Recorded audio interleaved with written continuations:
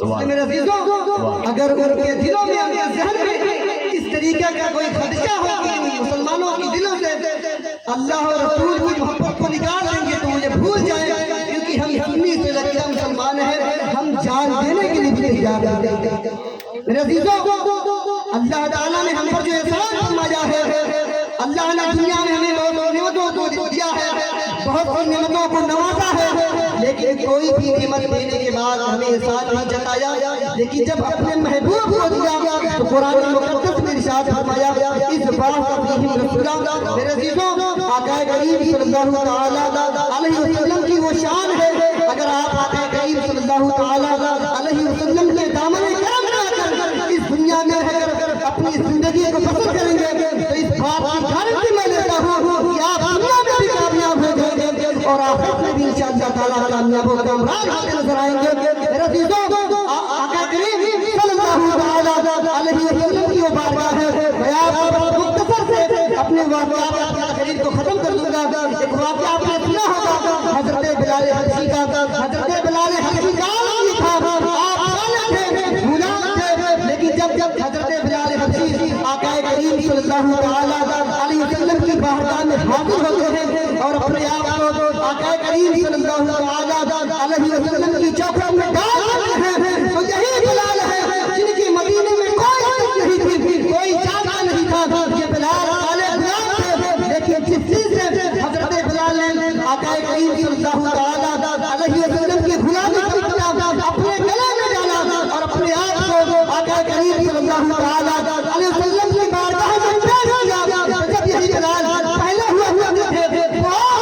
لیکن جب آقا کی بارگاہ میں اپنے آپ کو حاضر کیا ہے تو جب یہ بلال مدینے کی گلیوں میں اڑا کرتے تھے، مدینے کی گلیوں میں اڑا کرتے تھے تو وہ صحابہ جن کی آنکھوں میں نور بصارت کے ساتھ ساتھ نور بصیرت بھی تھا، جب وہ چہرے بلال کو دیکھتے تھے تو اپنے زبان حال سے پکارتے تھے کہ پتہ چاہے پر نہلا چاہے چشمے پینا ہو دونوں سے بلال۔ میرے عزیزوں آپ نے سنا کہ جو شخص آقا کریم صلی اللہ علیہ وسلم کی بارگاہ سے پہلے دور رہا اور جب بعد میں آیا تو اس کو کتنی عزت و عظمت ملی اور کس طریقے سے وہ بلند و بالا ہو گیا۔ ایک واقعہ اور ہے ثعلبہ ابن ابی حاتم کا، جو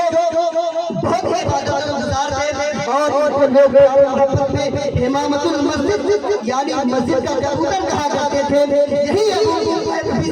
ابی ابن ثعلبہ ہے، آقا کریم صلی اللہ علیہ وسلم نے جب حکم دیا اے ثعلبہ بن ابی حاتم تم زکات دیا کرو، وہی ثعلبہ بن ابی حاتم زکات دینے سے انکار کر دیا۔ جیسا ہی آقا کریم صلی اللہ علیہ وسلم کے فرمان کو ٹھکرایا، آقا کریم صلی اللہ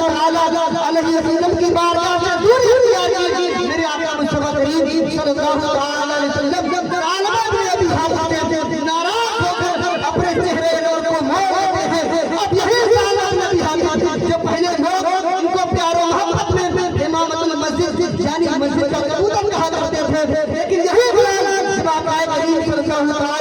علیہ وسلم کے حکم کو ڈالا کہ بلال پوری دنیا میں ذلت و خوار ہو کر مر گئے، سر پکڑ کر مر گئے، مگر مردودیت کا برتبہ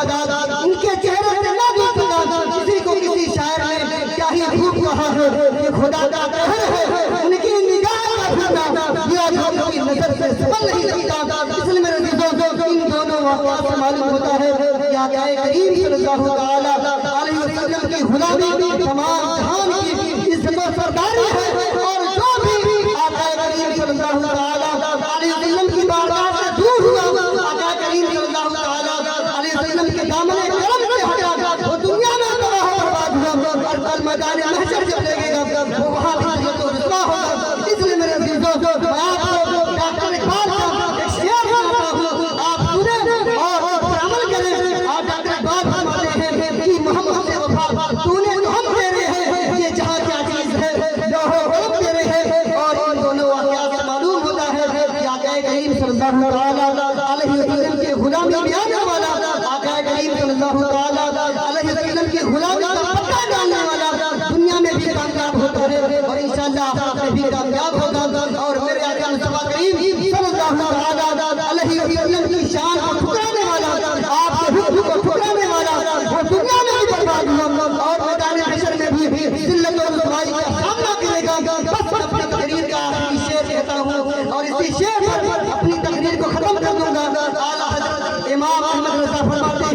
جو تیرے در سے یاد کرتے ہیں در بدر یوں ہی ہار کرتے ہیں. اس لیے میرے عزیزوں آپ آج کی عزت و سرداری چاہتے ہیں تو بھی وقت ہے آقا کریم صلی اللہ